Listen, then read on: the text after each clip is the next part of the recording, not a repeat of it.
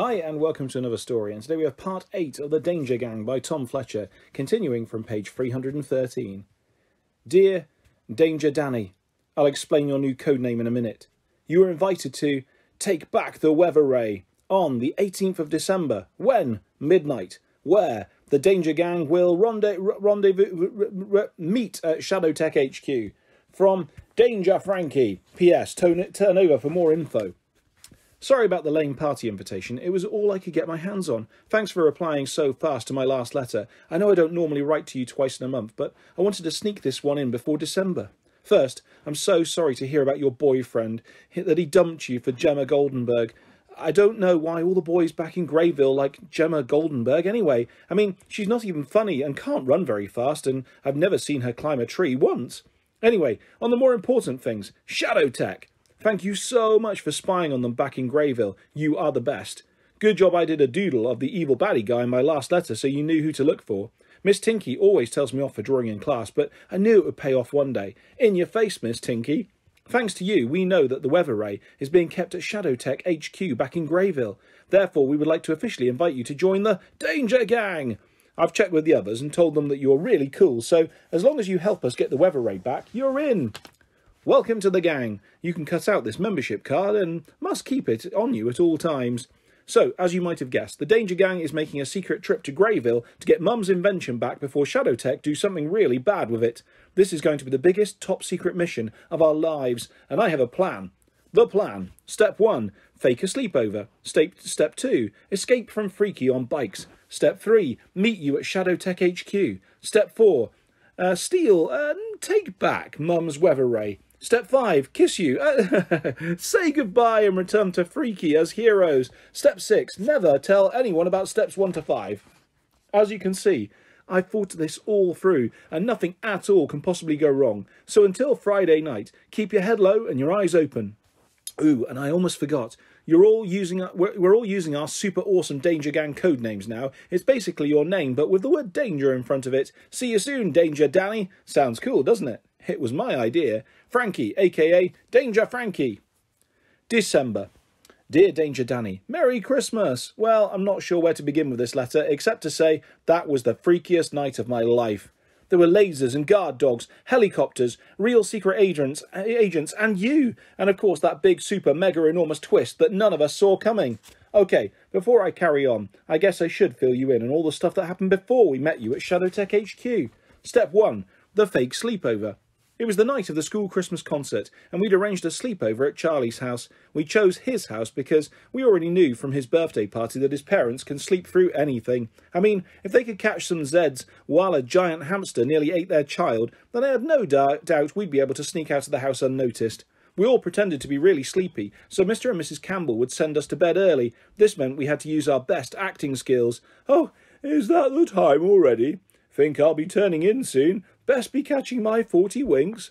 They totally fell for it and let us go to bed at 8 p.m. And because we were camping in the living room, again it meant that they had to go to bed too, and within 10 minutes we could hear Mr. Campbell snoring.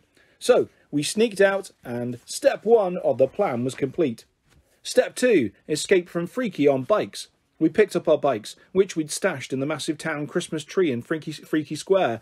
I had pre-packed a backpack full of essential supplies, mince pies, triple fudge donuts, chocolate coins, and a slice of last night's Freaky pizza, extra cheese, a flask of hot chocolate, spare socks, a spork, a Santa hat, a torch, Zach Danger's Super Spy's Guide to Secret Missions, the best book ever, and a toilet roll, just in case. My backpack was much heavier than I remembered when I lifted it from the tree. I guessed it was because Dad had splashed out on a double-quilted loo roll, even though it feels exactly the same on your bum. I threw it on my back anyway, and we pedalled like we've never pedalled before. After what felt like hours of hardcore pedalling through the crunchy, snow-covered streets under the yellowy glow of street lamps, we decided to stop for a snack. Everyone gathered around my backpack as I unzipped it, and nearly had a heart attack. I had no idea how or when that little chocolate thief Max got in there, but it was too late to take him back home now, or we'd fail in our mission. Max wasn't the only backpack stowaway either. I caught Charlie secretly feeding carrot sticks to Mr. Fluffles, who was currently in normal hamster form inside his exercise ball. "What's that rat doing here?" Ronnie barked. "He's a hamster, not a rat, and I wasn't going to leave him at home. He's my sidekick," Charlie said, looking lovingly at Mr. Fluffles. As cool as sidekicks are, we now had 2 extra living things to worry about on this mission. Our only choice was to make them honorary members of the Danger Gang and push on with slightly fewer snacks. Thanks to Max. That sucked, but at least it meant that step 2 was complete. Step 3. Meet you at Shadowtech HQ. The ride to Greyville was so weird. It was like going back in time to my old life. I thought about giving the gang a tour of my former hometown, but just then we heard the town hall clock chime 9, and I knew we had to get to Shadowtech HQ as fast as we could, which, thanks to my navigational skills, wasn't that hard to find. But the moment we got there, I knew something was wrong because you weren't there. Where's Danny? Ronnie scoffed. You said she'd be here, said Molly, looking worried. I told you she didn't exist. She's just his imaginary girlfriend, teased Ronnie. She's not my girlfriend, and she's 100% real, I snapped. If she is real, then she's probably too scared to get involved with top-secret Danger Gang business, said Ronnie. Just as you did, that sweet wheelie around the corner. I wish I had a photo of Ronnie Nutbog's face at that moment. With you there, step 3, and the Danger Gang were both complete for the first time, and I couldn't help thinking there was suddenly a strange energy in the air around us. Obviously, that just turned out to be Max's nappy. Since I didn't know he'd be coming on the mission, I hadn't brought any clean nappies, so we were all just going to have to get used to the new aroma and get on with it. Step 4. Take back Mum's weather ray. OK, I'll confess, I had totally underestimated this step. There was the drawbridge over the moat filled with deadly piranhas, the first security guard, the whole canteen full of security guards, the laser defence system, the cameras, the patrol dogs. It was all suddenly looking impossible. The controls to lower the bridge are on the other side. You noticed, pointing over the water, that was alive with the hungry splashes of piranhas below. I totally meant it when I gave the order to abort mission. There's no way we're getting inside. Let's just go home, I said sulkily. Too late, said Susie, staring at the bank of the deadly moat filled with flesh-eating piranhas, where a skinny boy was removing his shoes and was about to jump in. Eric, no, I cried. But Susie was right. It was too late. Eric dived headfirst into the black water. He's done for, you screamed. But we all knew he had something up his sleeve. Suddenly, thousands of flesh-eating fish, who would usually look terrifying, were leaping out of the water looking terrified. It was as though they were trying to get away from something. And they were. Shark Eric torpedoed across the moat unharmed and shot up the bank on the other side to where the drawbridge controls were. He lowered the large metal bridge, and within a minute we'd crossed it. That was awesome, you said, high-fiving Eric. Thanks. If you think that's cool, you should see what the others can do, said Eric, who was now back in human mode. As you looked around at the Danger Gang, I could tell you were all thinking the same thing. If we all use our freaky abilities, Molly said, and work together, added Susie, then maybe we could, said Charlie. Wah! Screeched Max. The sound of his cry echoed across the moat and would surely alert someone if we didn't find a way to shut him up. I tried something. Everything. Cooing, singing, biffing myself on the nose, but nothing was working. For crying out loud, can you not understand a word he's saying? Snapped Ronnie. He wants a snack. Charlie quickly reached into his bag, pulled out a carrot stick and handed it to Max, and he stopped crying instantly. Wait, you can understand him, I gasped. Ronnie nodded. You can understand my baby brother's cry? Yeah, ever since that freaky thing happened to me in the summer, you know, when you had to change my... We remember, I said quickly, not wanting to relive it. Right, well, since then, I've been able to understand babies, Ronnie said, as though this was no big deal. A few moments later, the Danger Gang was running towards Shadowtech, ready to face whatever obstacles they put in our way, with my baby brother, silent and smiling, strapped to the back of his new best friend, babysitter, Ronnie. Molly fooled the first security guard by turning invisible and stealing his keys. Charlie unscrewed the lid of Mr. Fluffle's exercise ball, carefully dropped a few pieces of sweet and salty popcorn inside, screwed the lid back on, and rolled the ball into the whole canteen full of security guards, enjoying their coffee break. We dived for cover outside and heard the shattering of the ball, followed by terrified screams as the security team ran for their lives. Katie backflipped through the maze of lasers, squeezing through the tightest of gaps that only someone as tiny as her would have been able to manage, until she was at the other side and disabled them. I spotted Susie staring at the security cameras facing us. Then she took a deep breath and held it, and held it, and held it, and instead of turning red in the face like any other kid would, she was turning pumpkin orange. I thought for a second she was going to explode into that huge round pumpkin like she did on Halloween, but instead Her fingers turned as green as a forest and shot out like long, twisting vines, which she used like whips to smash the lenses of the spying cameras. Jamelia tamed the guard dogs with the freybug fur that she now kept tied around her wrist as a bracelet, and the fearsome hounds cowered in obedience at the scent of the legendary dog. We were doing it. The plan was actually working. Plus, running through the corridors of Shadowtech with you was so cool. I finally had my sidekick back, and you're way better than a hamster. It must have been how Batman feels when Robin gets back from holiday. All we had to do now was find the weather ray and get out of there. Everything had gone so well that this next part seemed like it was going to be easy peasy. Until Katie squeaked and pointed at something moving up ahead. Something dark and grey on the walls. A shadow. Then another one. And another.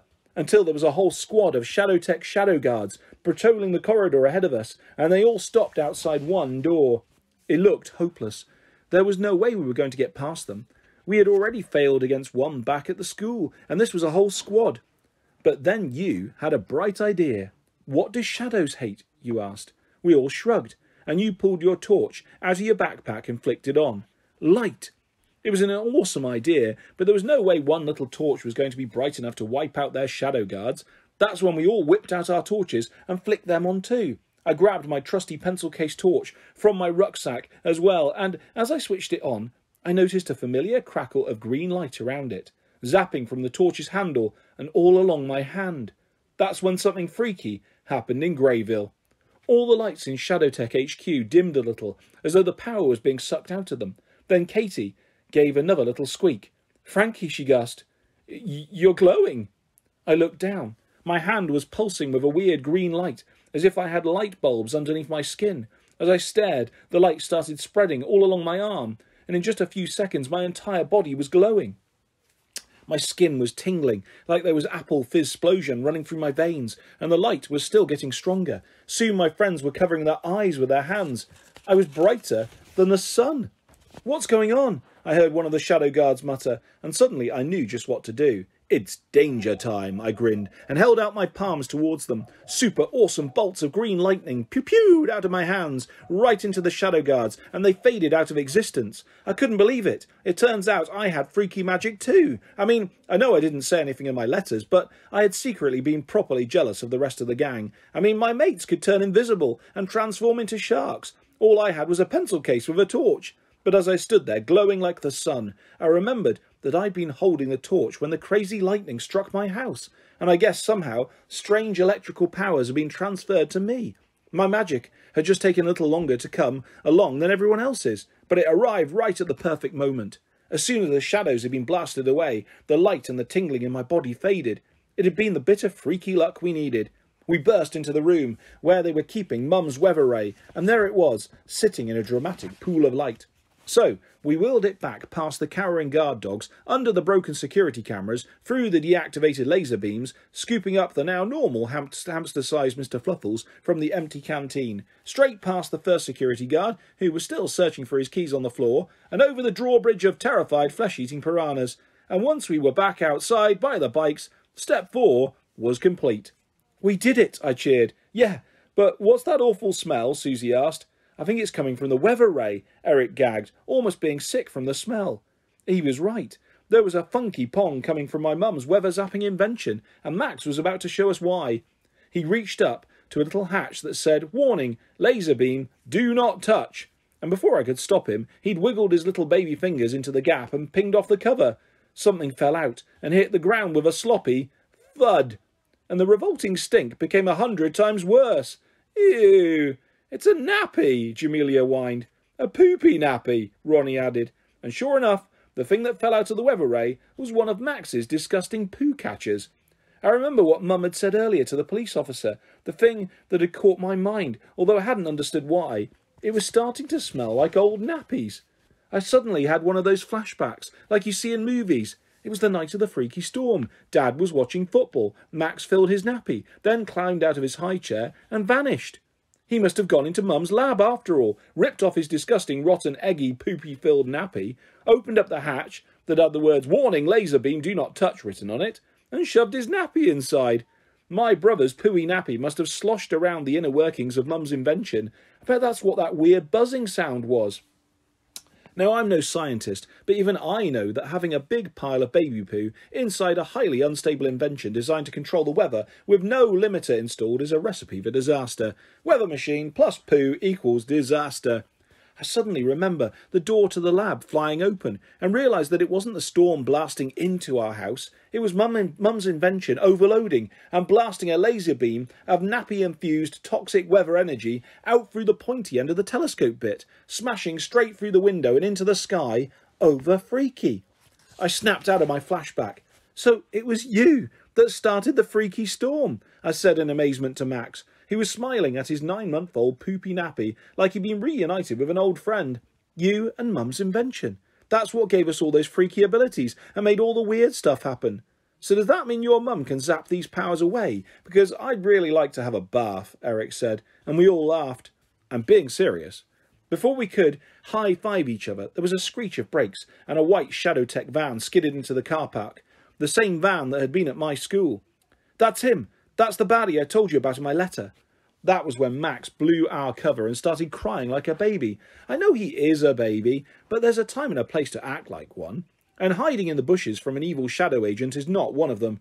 I passed him over to Ronnie, the baby whisperer, to try to shush him, but it was too late. This was it. We all fought it. Our time was up. There was no way we were getting out of this one. That was when you took hold of my hand.